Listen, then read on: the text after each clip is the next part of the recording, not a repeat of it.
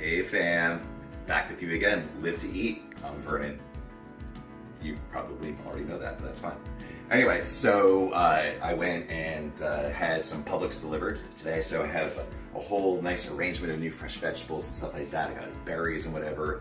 Tomorrow morning I'm going to be doing smoothies, so stay tuned for that. But in the meantime, when I had asked, the viewing audience out there what suggestions they might have for me to cook something, so this is gonna be the first foray into that. And I apologize to anyone else who gave me a suggestion, because I will get to it in time. But at the same time, because of like quarantine rules and what you have on hand, you have to consume things before other things, right? So for one thing, you make it and you gotta eat it all, right? And then you have other stuff that needs to be like rotated out that might be fresh and so forth. So I gotta kind of get to those first, but I will get to more in the meantime. So Elaura, you had said lemon potatoes, right? So yeah, we're gonna do that. We do have a bowl full of red skin potatoes right here and some lemon. So those are the two big stars of the show for that. But besides that, we are going to go ahead and make a homemade tzatziki. Because, I mean, yeah, when you have roasted potatoes, and then with that tzatziki, with that mint, that crisp mint action cucumber, oh man, it is going to be awesome. So I am going to start working on my mise en place, and I'll be back with you once that's in place. All right. So I am going to be using fresh lemon juice in this dish. So first step of that, roll it. Put some pressure with the palm of your hand, right? The base of your palm especially. Roll it, roll it, roll it, because that will make it so much easier to extract the juice. Because, let's face it, if you're going to be squeezing something to get some juice from it by hand, it's a pain. Like, it's a lot. Seriously, you have to exert a lot of effort, and it seems like you don't even get that much. So doing something like this, by rolling it beforehand, will make it so much easier to get that juice. And while I'm doing this, I just wanted to say, because it's April 30th, happy birthday, Mom. Love you so much. And happy birthday, PDK. All right, we're back. We are making tzatziki sauce. So what we've gone ahead and done here is we have Oikos full-fat Greek yogurt. So I went ahead and threw 16 ounces of it in the Pyrex bowl here.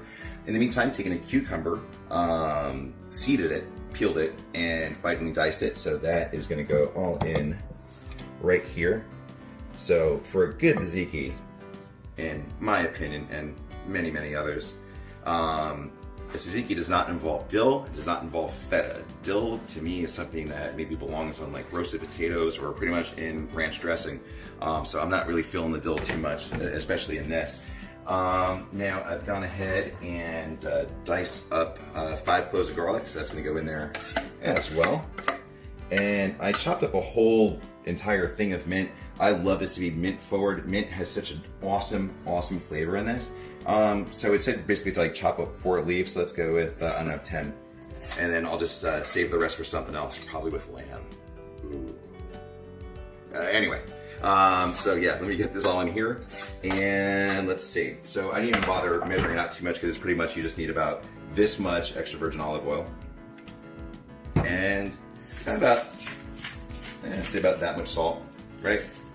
And last but not least, now unfortunately I didn't have red wine and vinegar, which is my preference to go in tzatziki, but for just a little bit of acidity, I do have a bit of this lemon that I've gone ahead rolled to get it juicy and ready. And I'm gonna use a strainer here because we don't want seeds to wind up in our tzatziki. That would not be great to bite into a lemon seed.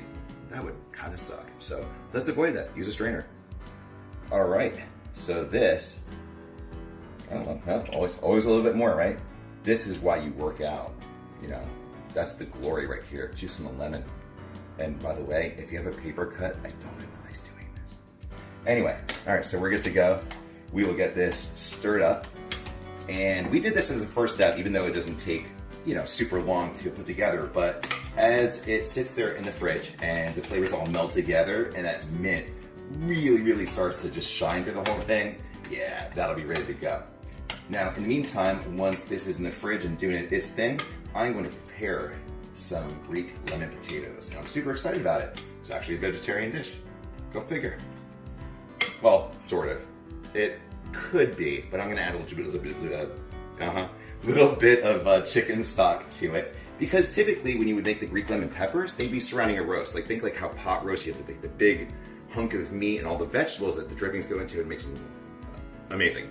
But I'm not going to do that this particular time. I'm just going to stick with the lemon potatoes as its own separate thing. So if you are vegetarian, just omit the chicken stock and you can pretty much call it a day. Just make it the same way. So anyway, this is about ready to go. I'm going to get started on the potato portion of the events. And yeah. Hey peeps, good to have you back. I've gone ahead and quartered about 5 of these red skin potatoes, and from the dent in this bowl, I'd say that's approximately 2 pounds, I guess.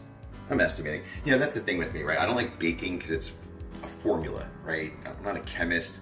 I mean, I don't know about it, but I mean, like, that's not what I want to be doing. You know, I'm very much kind of like, oh, you know, about this much of that, some of this, and whatever, this and that, and it, you know, it kind of works out. So I'm going to do my best to be able to, you know, encapsulate these recipes for you so that they're close to accurate. I'll try. I promise, I'll try. So anyway, I've got the oven preheated to 400. You heard the noise? Look, I definitely preheated. Noise. Anyway, like I said, I've quartered the red skin potatoes. So they are going to sit here in this 13 by 9 pan. Actually, it's 13.5 by 9.5, but you know, no big deal. Anyway, so I'm going to get going here on this braising liquid. So I've gone ahead and finely diced, or minced, whatever, 5 garlic cloves. So let me get that one there. I've got about, say, like 6 ounces of chicken stock. And I am bringing that to the party because typically these potatoes would be cooked alongside a roast, like a pot roast would be. We're not doing that today. We're kind of just doing the potatoes by themselves. And again, if you wanted it vegetarian, just omit the chicken stock. It's fine. Otherwise, I got about 1/3 of a cup of extra virgin olive oil, Robusto, because that's how I roll. We're gonna do about a teaspoon of oregano and just about a 1/2 cup of freshly squeezed lemon juice. And if you don't believe me, this is what that lemon is now. Look, there's like nothing left to it, right? And why? Because I rolled it first. I kind of pre-broke it all up to make it juiceable. So it worked. So out of that entire lemon, I got you know, pretty much over a 1/2 cup of lemon juice. So yay me. Anyway, so I don't have anything to stir with.